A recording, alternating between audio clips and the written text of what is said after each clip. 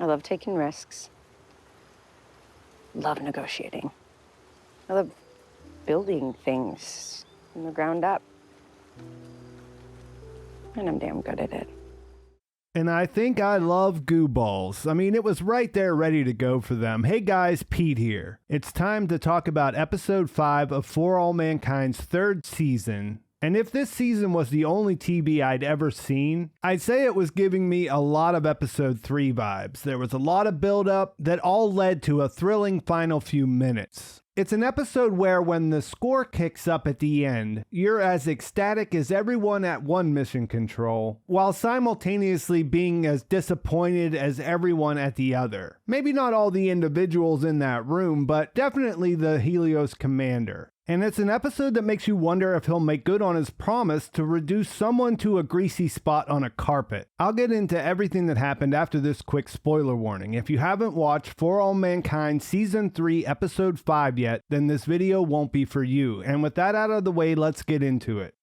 The episode opens with a stunning burial at sea. Commander Poole cites Dr. Martin Luther King's observation that there is democracy in death and that we all die, and concludes by saying that death is not the end, it's only the beginning. Then she lets the Soviet commander say goodbye to his fallen cosmonaut, and they send the 3 bodies on their final journey as the world watches. You see President Ellen Wilson address the nation, and since this is now a joint mission, the Soviets arrive at JSC. Margo welcomes the director of Roscosmos, who moves quickly to put pressure on her. Of course, they know Margo is compromised, and even though they said they wouldn't ask for more, circumstances have changed. Because she knows that she's going to have to go along with the request, she decides to make her own demand that she'll only work with Sergei. You learn that after she helped them, he dropped off the radar, and she tells her to get him there in 2 weeks or she won't cooperate. Lenara says it's not possible, but she looks like she's considering it. And this is the classic situation that once they have you, there's no way to stop them for asking for more. She really is powerless to stop this from happening. The crew on the Phoenix are able to retake control by crashing the system to get it to start in safe mode so that they could roll back to the older version that doesn't have the update that allowed Deb to take control. Ed sends a message that it's his ship again and tells Deb that he dishonored their crew. That inspires Karen to resign, and Deb doesn't want that to happen and tries to talk her out of it before he just gets upset and starts threatening her. This is a 1-2 Baldwin punch that undermines the way Deb is running the Helios mission. And Karen is right to push back when he says that it was a group's decision. It does put him in a tough spot though, and it'll be interesting to see what he does in retaliation. We do see that Sojourner is able to transfer fuel from Mars 94. There are some shots of Kelly working in space, and then she has a moment with the cosmonaut who reached out to her over the radio. It feels pretty obvious that this will all lead somewhere, and we'll see that later in the episode. Danielle gets a nice message from her son-in-law, who is supportive and says that he misses her, and that almost makes you fear for her safety in the upcoming mission. Ed is getting messages from Karen, and you can see that they're both leaning into this closeness that they have, which isn't necessarily setting them up to get back together, but it is interesting to note that they're so drawn to each other. Danny definitely notices it. We see a pretty heavy-handed shot of him that looks ominous. He's watching, and then he goes and has an awkward conversation with Nick where he fishes for information on how to get past security. That ends with him finding out a password he can use to get admin access to everyone's D-mail. And of course, he starts looking at the messages that Karen sent to Ed. He sees that they're on good terms, and that makes him start making the psycho crazy faces again. Phoenix enters a stable Mars orbit. Ed's ready to prepare for landing, but there are major dust storms on the surface that make it impossible. They arrive days ahead of Sojourner, but now they're going to have to wait until things clear up, which makes it a race again. Danny sends a message to explain this to his brother Jimmy, and he mentions that he's having issues dealing with Ed being his commander. At the same time on Earth, we see Wayne go visit Karen and cook her up a batch of Humboldt County goo balls to get her wasted. It's interesting that there are characters in both these interactions that know the truth about the affair that are not named Ed. Wayne presses Karen to find out what she might do with herself now that she's no longer at Helios, and brings up that Molly got herself into painting after she left NASA, so it's good to at least hear that Molly's out there somewhere. After the goo balls kick in, Karen sends an intoxicatedly excited message to Ed that really appears to get Danny's blood boiling when he watches it. But at the same time, it's kind of a nice touch in that it reestablishes what a monumental task a trip to Mars actually is. The achievement of that almost gets diminished when you have a three-party race. So even though this scene is more about establishing Karen not knowing what she'll do next, and is brought out through the train wreck of a character that Danny is, I'm glad they added it. Ed shows up at his door and orders him to his cabin, but it's just to play that game of spades he mentioned earlier, and he wants to have a conversation. As they're talking, Danny turns things towards talk about Karen, and it gets unsurprisingly uncomfortable. I suppose this is to continue to build up the tension, but since that's not really been the strongest part of things, I guess the more salvageable thing that comes from it is that it's evident the experience of his marriage falling apart has changed Ed's black and white thinking to a degree, and he is aware of it. But he also believes it doesn't change how he'd react if he ever finds out who Karen slept with. And it's pretty annoying that Danny's tiptoeing around this and bringing it up, while it seems even more likely that it's going to get exposed considering that more people than him know about it.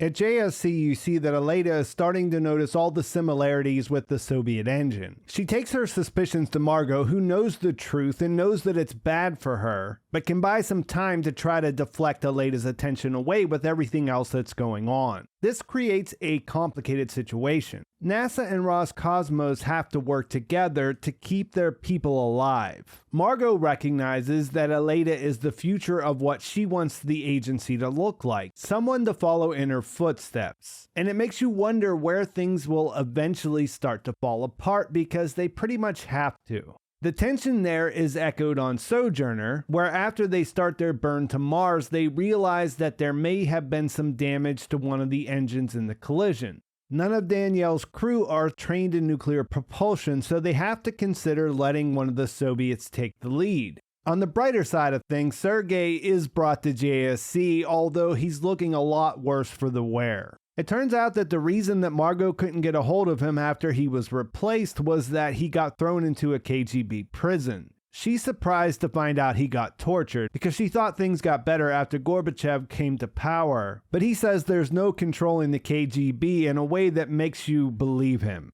The big news here is that she has a plan to try to get them both out from under their thumb. But he has good reason to be terrified that they'll retaliate against his family and doesn't want her to go ahead with it. Things come to a head a few days later when Sojourner makes Mars orbit. At Mission Control, Margo and Sergei have a nice chat to remind us how difficult it is to land on Mars. And they call the descent the 7 minutes of terror at NASA, which is where the episode gets its name. Just as Margo points out the thing that everyone watching noticed, that Sergei is able to smile again watching this all play out, Aleida interrupts because she's made an absolutely damning discovery. Not only can she prove that the Soviet engine is the same, it's made worse that she knows exactly what plans they got a hold of. Alexei knows too much because he was trained on an exact copy of their 92 engine. And faced with these facts, Margo can't dispute her findings. Again, she can buy a little more time because they're in the middle of trying to land their ship. But she does have to tell Aleida that she'll take the information she discovered to the DOJ. This is a wonderfully crafted pickle because we know all of what Margo did was in the interest of saving lives. That part's not even debatable. But during this season, they put her in situations that make her unlikable because she's making decisions that go against what other characters we also like want. Now, the person that can expose all of this is one whose motives are also as near to pure as they could be. Margo's never crossed the line of being unsympathetic, and now it almost seems impossible for her to get out of this situation with clean hands. It seems way more likely that she'll lose everything. And as she walks into the little room with the telephone, you see her grapple with the weight she'll be carrying as she tries to figure out what to do. The other great setup the show crafted is what's happening in orbit. There's a point in that where the commander has to make a decision on whether the dust storm has cleared up enough to land. Helios reaches that minutes ahead of Sojourner, and if they decide to pass, they have to wait 2 hours to try again. That means there's pressure on them to act aggressively because they might not get the chance to be first when they come back around. We see them thinking about the problem independently, and the two different commanders reach two different conclusions when they look at the data. Ed asks Danny if he's willing to go for it, while Danny tells her crew that they'll have to wait. Only she ends up getting pressured by the Soviet commander when they see that Helios has decided to land. There's a ton of tension between them, and there's a lot of little things in how they put this together to crank that all the way up. You watch Ed and Danny's craft just sort of silently slip away while the focus is firmly on what Danielle will do. We know this is important to her, we know this is important to everybody involved, and that she should be the one who makes the sensible and safe decision. So when things clear just enough, it really slaps you in the face when she tells them to button up because they're going straight in. I swear sometimes it feels like this show's cheating because these things like going to a planet for the first time, there's just so much hell yeah wrapped into that idea. And we see things get intense right away for Popeye, which is in the lead.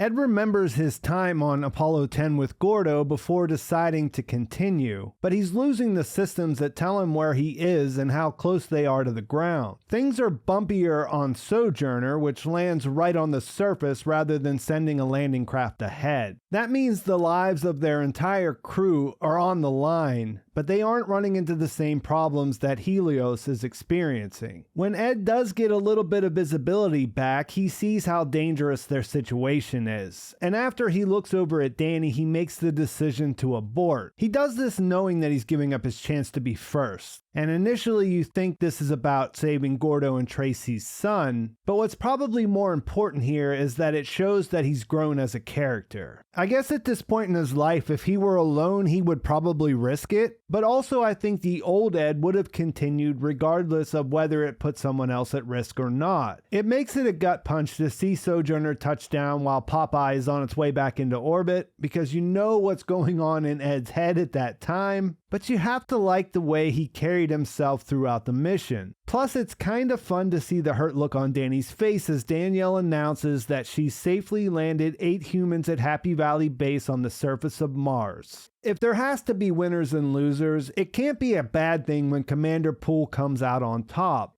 They cue up that musical piece that they play in all these big scenes, which by itself tends to make the eyes a little glassy. It's impossible to not get pumped up watching everyone cheer and hug at Mission Control. Aleida's in charge, Margo remains cool but looks satisfied, and that leaves it up to Sergei to be the one who lets out a crazy cheer. It's triumphant even though there are a lot of people who would have been there in previous seasons missing. It wraps up with Sergei and Margo having a moment where she tells him not to worry because she will figure out a way to keep his family safe before going over to congratulate Aleida. At Helios, Deb looks devastated, as does Bill, who has to be missing NASA in this moment, and we even see Deb's partner, Richard Hilliard, make his first appearance as he watches his reaction to the bad news. At home, Karen watches it play out. She's disappointed for Ed but proud of Kelly, while being relieved that they're both still alive. At the White House, President Wilson sets the stage with Mikhail Gorbachev at her side. She talks about the partnership and working together, and that sets up the somewhat comical ending where you see that the Soviet commander has a plan to get to the surface first. He essentially starts to make a break for it while Danielle's prepping the crew. So when it's time to see this historic moment on television, it ends with her grabbing him in an attempt to catch up so that they both tumble onto the surface at the same time, as you hear the announcer saying, "How inspiring," and the episode ends there.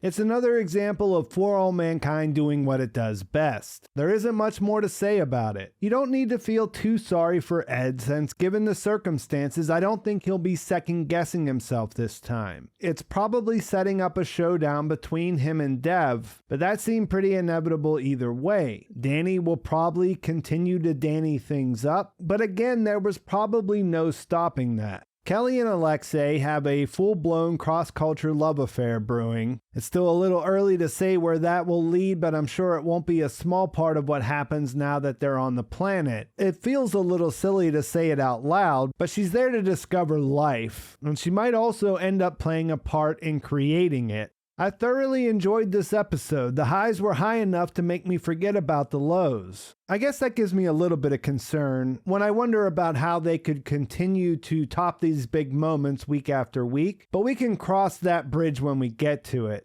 Overall, the last couple of minutes felt like a finale in that the race is over, but we're only halfway through the season. I'm dreading Margo's fall, but beyond that, the future is looking pretty bright, with Mars getting a lot more crowded when the crew of Helios joins the party. I can't wait to see what happens next, and I think that's a good place to leave things. Let me know in the comments what you thought of the episode, how you feel about the race now that it's all over, and what you're hoping to see now that they're on the surface of Mars. Please like this video if you enjoyed it. Please subscribe to my channel if you haven't already. And thanks for watching. I'll talk to you soon.